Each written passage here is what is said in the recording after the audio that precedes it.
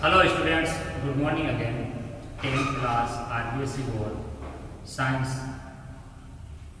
Online live classes में मैं Manoj Jahangir YouTube channel पर फिर से हाजिर हूँ तथा सभी बच्चों का हार्दिक स्वागत करता हूँ। बच्चों, पिछली क्लास में हमने जो टॉपिक या जो लेसन स्टार्ट किया था वो है हमारा लाइट एंड प्रकाश। 5 नंबर का ये पाठ आपका, और इसमें हमने सबसे पहले पढ़ा था कि प्रकाश की प्रकृति के संबंध में कौन कौन से सिद्धांत प्रतिपादित किया गया, जिसमें प्रकाश का कणिका सिद्धांत, प्रकाश का तरंगीय सिद्धांत और प्रकाश का क्वांटम सिद्धांत है, इसके बारे में हमने चर्चा की। इसके अलावा हमने प्रकाश का परावर्तन कैसे होता है और परावर्तन के जो आपके प्रकार है, नियमित परावर्तन, मिश्रित परावर्तन, उसको पढ़ा। आज की इस क्लास में बच्चों हम प्रकाश का जो परावर्तन के जो नियम है उन पर चर्चा करेंगे। तो आज का हमारा टॉपिक है प्रकाश के परावर्तन के नियम। प्रकाश के परावर्तन के नियम में पहला जो नियम है वो क्या है? प्रकाश के परावर्तन के नियम में पहला नियम ये कहता है कि आपतित किरण, अपवर्तित किरण, जिसको हम परावर्तित किरण भी कह सकते हैं, और अभिलंब, तीनों एक ही तल में होते हैं। तो आपको लिखना है सबसे पहले आपतित किरण,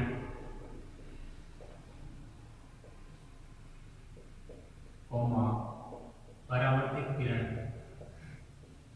कोमा अभिलंब। यहाँ ध्यान रखिए, अभिलंब जो होता है आपका एक काल्पनिक अक्ष होता है। क्या होता है? काल्पनिक अक्ष, यानी होता नहीं, हम एक्चुअल में होता नहीं, इसको हम मान लेते हैं। जब आपकी किरणें आपतित और परावर्तित होती है तो वो अभिलंब से ही आकर टक्कर करती है, ऐसा मान लेते हैं। तो अभिलंब आपका एक काल्पनिक अक्ष होता है, ये ध्यान रखिए। आपतित किरण, परावर्तित किरण, अभिलंब, तीनों एक ही तल में होते हैं। यह आपके परावर्तन का पहला नियम है कि आपतित किरण, परावर्तित किरण और अभिलंब तीनों एक ही समतल या एक ही तल में होते हैं। सेकंड जो है इसमें वो ये है, आपतित किरण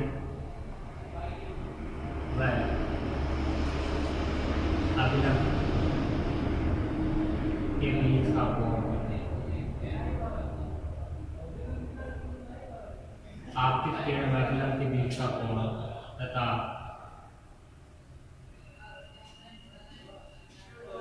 परावर्तित किरण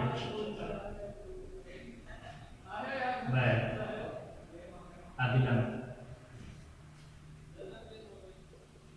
के बीच का कोण सदैव कैसा होता है? समान होता है। यानी आपतित किरण जो है अभिलंब के साथ में जो झुकाव लिए होगी या जितने डिग्री का कोण बनाएगी, उतना ही जो परावर्तित किरण है वो अभिलंब के साथ में कोण बनाएगी। अर्थात आपतित किरण द्वारा बनाया गया कोण आपतन कोण, जिसको आई से प्रतिशत करेंगे। आई का मतलब है इंसिडेंट एंगल। आपतन कोण आई बराबर परावर्तन कोण आर, या कोण आई बराबर कोण आर।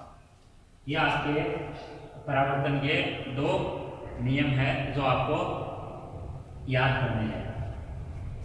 अब इसका चित्र देखते बच्चों,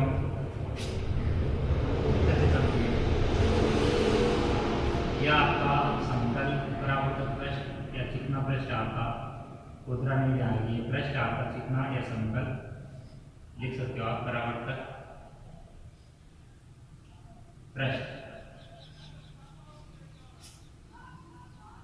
यह आपकी आपतित किरण है, यह आपका अभिलंब जो कि काल्पनिक अक्ष है, इसको डॉट डॉट करके बनाना है, और ये जाने वाली किरण जिसको हम परावर्तित या आपतित किरण कहेंगे। और ये वो पॉइंट है जहाँ पर तीनों आपस में एक दूसरे को आकर टकराएंगे, जिसको हम कहते हैं आपतन बिंदु। क्या कहते हैं बच्चों? आपतन बिंदु। ये आपका आपतन बिंदु है, ये आपकी किरण यानी आने वाली किरण को आपकी किरण कहेंगे और जाने वाली किरण को अपवर्तित या परावर्तित किरण कहेंगे।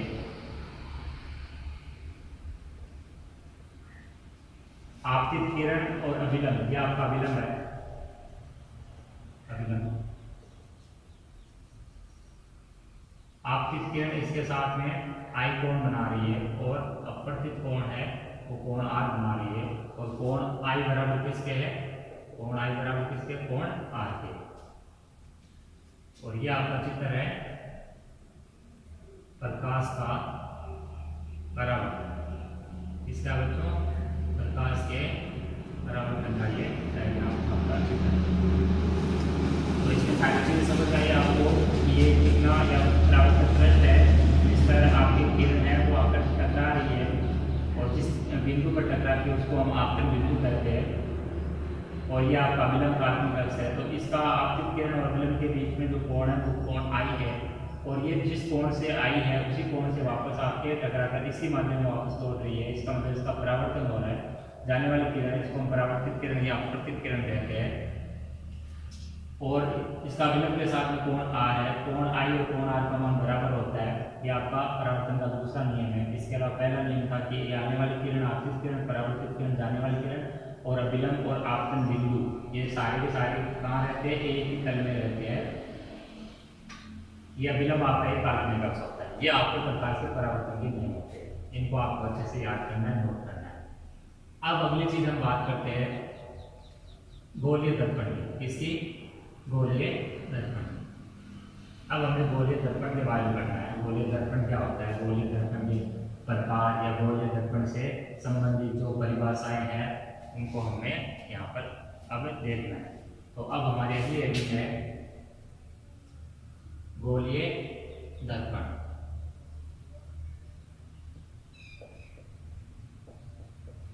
गोलीय दर्पण क्या होता है बच्चों, इसके नाम से परिभाषित है कि गोलीय दर्पण। ठीक है, तो पहले तो ये समझिए दर्पण क्या होता है। दर्पण आपका समतल दर्पण होता है, एक होता है गोलीय दर्पण।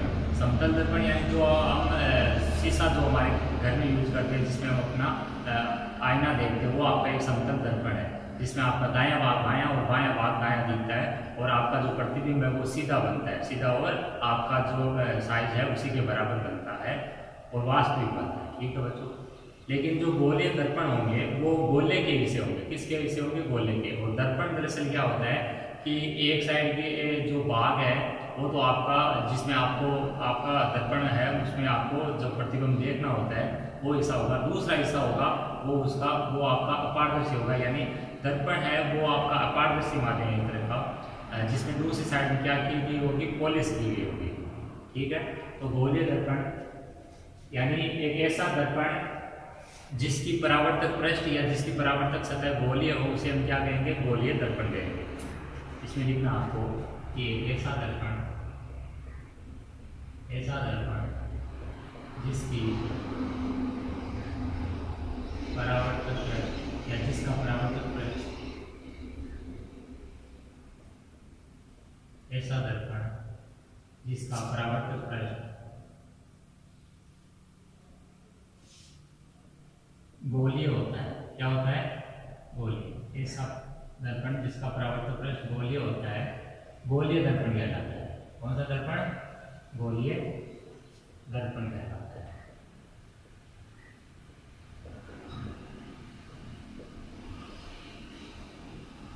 गोलीय दर्पण आपके दो प्रकार के होते हैं। कितने प्रकार के, दो प्रकार। गोलीय दर्पण दो प्रकार के होते हैं। पहला होता है आपका अवतल दर्पण, दूसरा होता है आपका उत्तल दर्पण। एक नंबर है अवतल दर्पण और सेकंड है उत्तल दर्पण।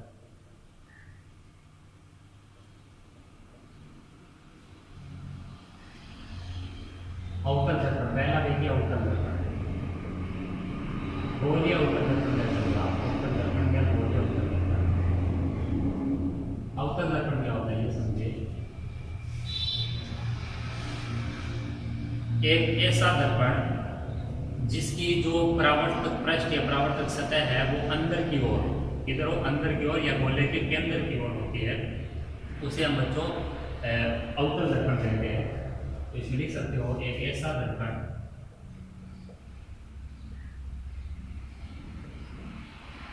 जिसकी परावर्तक सतह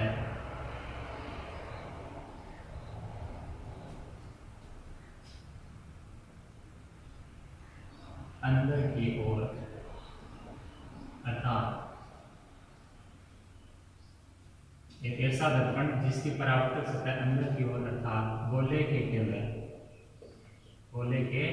केंद्र की ओर वक्रित हो, यानी जो चापनुमा भाग होगा जिस दर्पण का वो गोले के केंद्र की ओर होगा वो आपका अवतल दर्पण है। गोले के केंद्र की ओर वक्रित हो, उसे हम क्या कहेंगे? अवतल दर्पण। उसे अवतल दर्पण कहते हैं। यह आपकी अवतल दर्पण की परिभाषा है। इसका चित्र समझिए।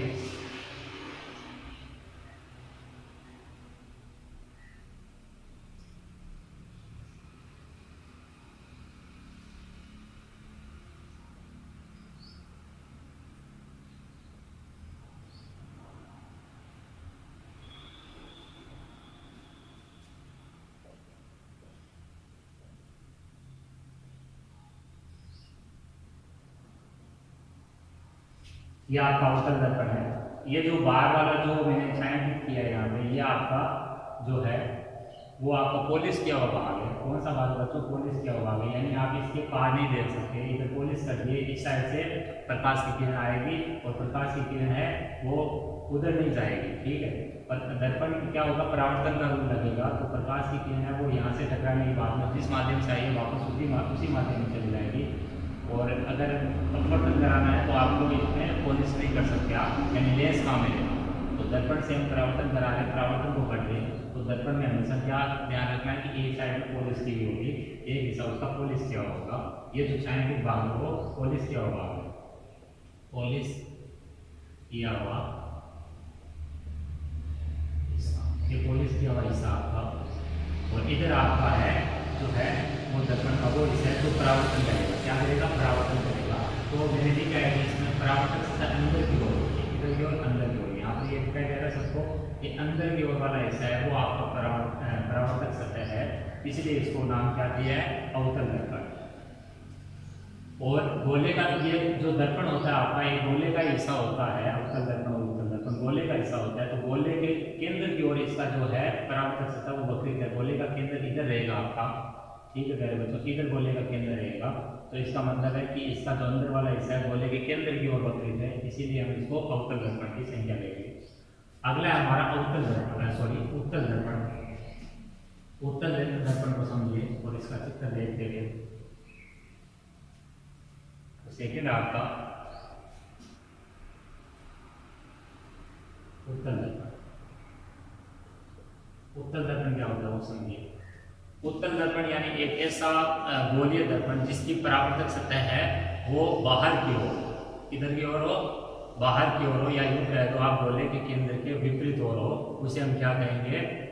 उत्तल दर्पण। जिधर अपने गोले के केंद्र की ओर होगा परावर्तक सतह वो तो अपना उत्तल दर्पण होगा, और जिसमें अपने गोले के केंद्र के विपरीत ओर होगा वो आपका क्या होगा? उत्तल दर्पण। तो आप लिख सकते हो इसमें एक ऐसा दर्पण जिसमें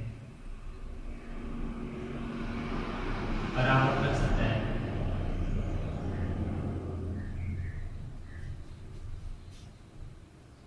गोले के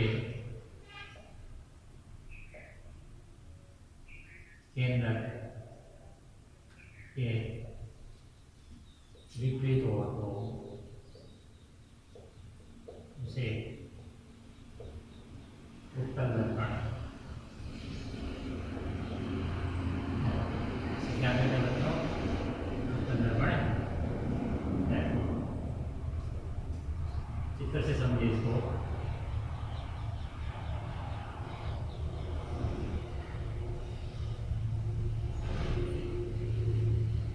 अब की बार पोलिस इसमें अंदर की ओर करने में ध्यान रखिए। ये पोलिस क्या होता है, इधर गोले का केंद्र रहेगा, लेकिन आपका जो परावर्तक सतह है वो किधर की ओर है, बाहर की ओर। ये परावर्तक सतह जिधर पोलिस नहीं की हुई है वो परावर्तक सतह है। पोलिस क्या हुआ, ऐसा परावर्तक सतह नहीं होगा, उससे परावर्तन नहीं होगा, परावर्तन उधर से ही होगा जिधर पोलिस नहीं की हुई है। तो वो किधर की ओर है, वो बाहर की ओर है।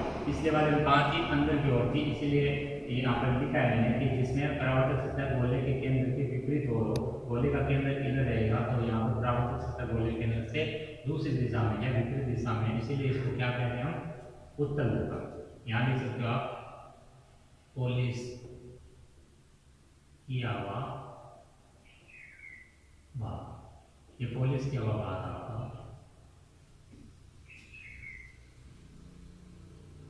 चित्र आपका ये उत्तल दर्पण। तो समझ में आया होगा उत्तल दर्पण और अवतल दर्पण। अब हमारी अगली जो है ना बच्चों, वो है गोलीय दर्पण से संबंधित जो शब्दावली है, एंड जो मेन अपने इसमें जो जो परिभाषाएं बनती है उसको हम देखते हैं कि उसमें जो इम्पोर्टेंट पॉइंट है उनकी परिभाषाएं क्या है। तो गोलीय दर्पण से संबंधित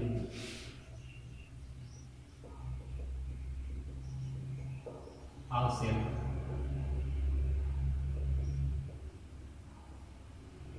शब्दावली,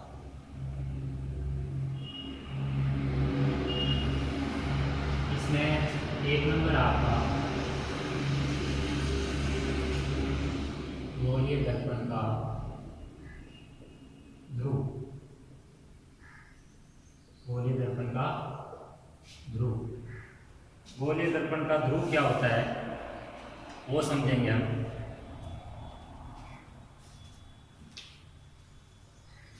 देखिए ध्रुव क्या है, जो गोले का जो परावर्तक पृष्ठ है उसका जो केंद्र है उसी को हम क्या कहते हैं, गोलीय दर्पण का ध्रुव कहते हैं बच्चों।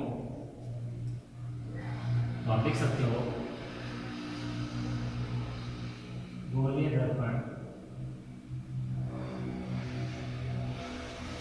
के परावर्तक पृष्ठ, गोलीय दर्पण के परावर्तक पृष्ठ के केंद्र को दर्पण का ध्रुव कहते हैं। क्या कहते हैं, ध्रुव।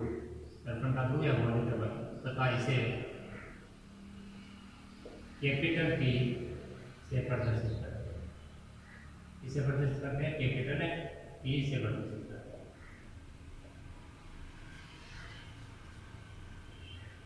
सेकेंड आपका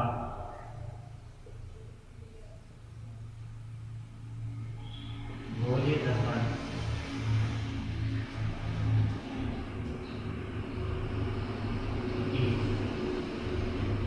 गोलीय दर्पण की अगला जो पॉइंट अपना वो है गोलीय दर्पण का मुख्य अक्ष। लेकिन गोलीय दर्पण का मुख्य अक्ष, गोलीय दर्पण का मुख्य अक्ष क्या होता है बच्चों, गोलीय दर्पण के केंद्र व वक्रता केंद्र, गोलीय दर्पण के केंद्र और जो वक्रता केंद्र है उनको मिलाने वाला जो काल्पनिक अक्ष होता है उसको हम गोलीय दर्पण का क्या कहते हैं, मुख्य अक्ष कहते हैं। गोलीय दर्पण के केंद्र व गोलीय दर्पण का केंद्र क्या बनेगा, P, व वक्रता केंद्र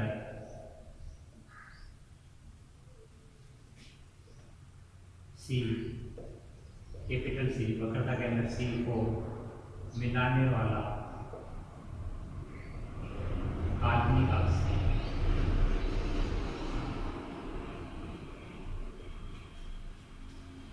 दर्पण का मुख्य अक्ष कहलाता है। क्या कहलाता है, दर्पण का मुख्य अक्ष कहलाता है। अगली इसमें शब्दावली में है गोलीय दर्पण की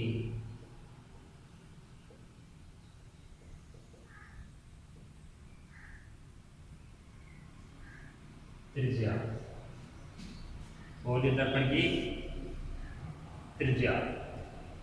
गोलीय दर्पण की त्रिज्या क्या होती है कि चूंकि गोलीय दर्पण एक गोले का हिस्सा होता है, तो गोलीय दर्पण का जो परावर्तक पृष्ठ है जिस गोले का हिस्सा होता है, वो जो उस गोले की त्रिज्या, उसी को हम क्या कहेंगे, गोलीय दर्पण की त्रिज्या कहेंगे। तो आप देख सकते हो कि गोलीय दर्पण का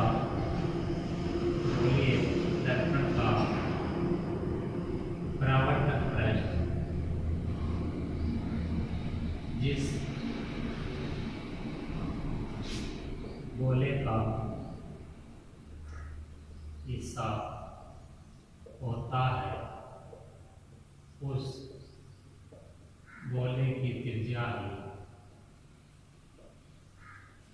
गोलीय दर्पण की त्रिज्या कहलाती है, जिसे रेडियस कहेंगे। तो कैपिटल आर से प्रदर्शित करते हैं या क्या करते हैं, इसे प्रदर्शित करते हैं कैपिटल आर से। और है आपका गोलीय दर्पण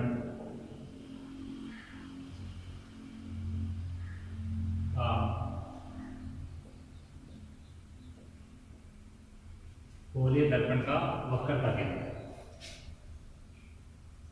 गोलीय दर्पण का वक्रता केंद्र, इसको हम देखते हैं गोलीय दर्पण का वक्रता केंद्र क्या होता है। तो देखिए गोलीय दर्पण का जो वक्रता केंद्र है वो आपका क्या होगा कि गोलीय दर्पण जो है उसका जो परावर्तक पृष्ठ है वो एक गोले का हिस्सा होगा। तो गोलीय दर्पण का परावर्तक पृष्ठ जिस गोले का हिस्सा होता है, उस गोले का जो केंद्र होगा उसको हम क्या कहेंगे, गोलीय दर्पण का वक्रता केंद्र। क्लियर है। और गोलीय दर्पण का जो परावर्तक पृष्ठ है जिस गोले का हिस्सा होता है, उस गोले की त्रिज्या को हम क्या कहेंगे, गोलीय दर्पण की वक्रता केंद्र। तो ये केंद्र और त्रिज्या है वो दरअसल आपके गोले के जो केंद्र और गोले की जो त्रिज्या होगी वही आपके गोलीय दर्पण की त्रिज्या और गोलीय दर्पण का केंद्र बन जाएगा। तो इसमें देख सकते हो आप गोलीय दर्पण का परावर्तक पृष्ठ जिस गोले का हिस्सा होता है, उस गोले का केंद्र ही गोलीय दर्पण का केंद्र कहलाता है, जिसे कैपिटल सी से व्यक्त करते या प्रदर्शित करते हैं। देख सकते हो ठीक है प्यारे बच्चों, ये 4 शब्दावली अभी तक आपको समझ में आई होगी इसमें गोलीय दर्पण में। अगली जो शब्दावली है वो आपके हैं गोलीय दर्पण का मुख्य फोकस। गोलीय दर्पण का मुख्य फोकस, गोलीय दर्पण के मुख्य फोकस को हम कैपिटल एफ से निरूपित करते हैं। और गोलीय दर्पण का मुख्य फोकस क्या होता है बच्चों कि गोलीय दर्पण में जो आधार मुख्य अक्ष है उसके समांतर आने वाली जो प्रकाश की किरणें होंगी वो क्या करेगी, मुख्य अक्ष के किसी बिंदु पर आकर मिलेगी। और जिस बिंदु पर आकर मिलती है उसी को हम क्या कहते हैं, गोलीय दर्पण का मुख्य फोकस कहते हैं। अब अवतल दर्पण, उत्तल दर्पण में क्या होता है कि अवतल दर्पण में जो ये प्रकाश किरणें हैं वो मुख्य फोकस पर आकर मिलती है। और उत्तल दर्पण में क्या होगा, वो पीछे से आती हुई प्रतीत होती है।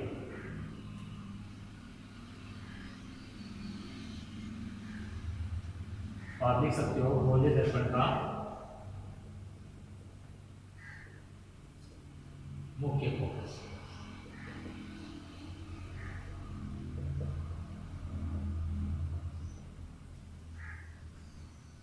गोलीय दर्पण में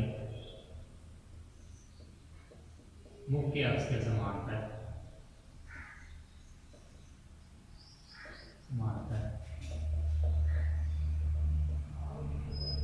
जाने वाली प्रकाश किरणें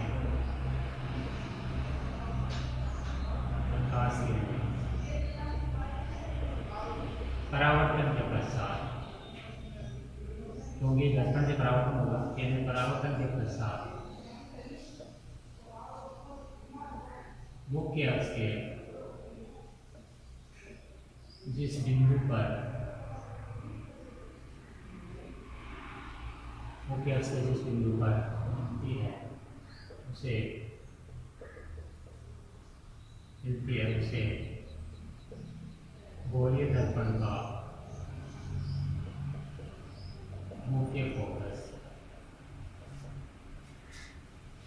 कहते हैं तथा इसे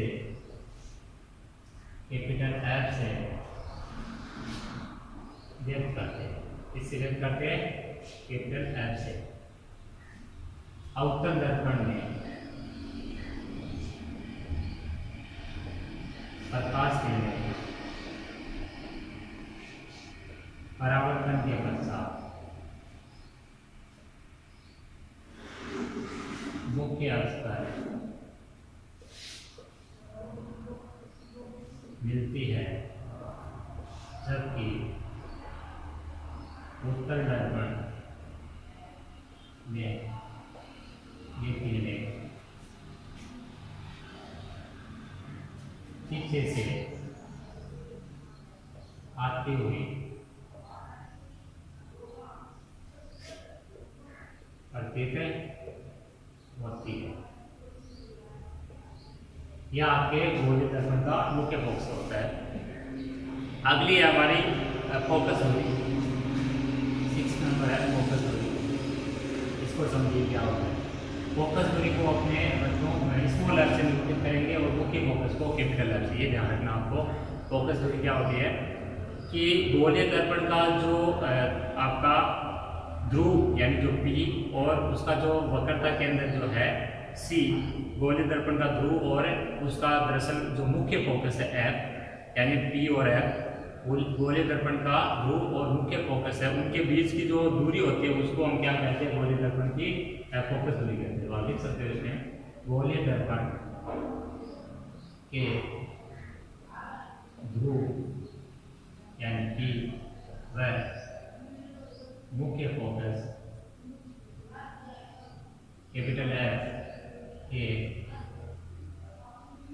बीच की दूरी फोकस दूरी कहलाती है तथा इसे स्मॉल f से व्यक्त करते हैं। इसे व्यक्त करते बच्चों स्मॉल f से व्यक्त करते हैं तथा F व R में निम्न संबंध होता है। F यानी फोकस दूरी और R यानी वक्रता त्रिज्या है, उनमें क्या संबंध होता है वो समझिए। F बराबर होता है R/2 यानी वक्रता त्रिज्या का जो आधा होता है वही अपना क्या होता है बच्चों, फोकस दूरी का मान होता है। फोकस दूरी जो है वो आप निकाल सकते हो जब आपको वक्रता त्रिज्या दे दे। जैसे किसी गोले की या गोलीय दर्पण की वक्रता त्रिज्या आपको कह दे 4 सेमी है, तो आप कह सकते हो उसकी फोकस दूरी कितनी है, 2 सेमी। तो ये आपके गोलीय दर्पण से संबंधित शब्दावली, जिसको आपको अच्छे से नोट करना और याद भी करना है। तो आज की इस क्लास में इतना ही।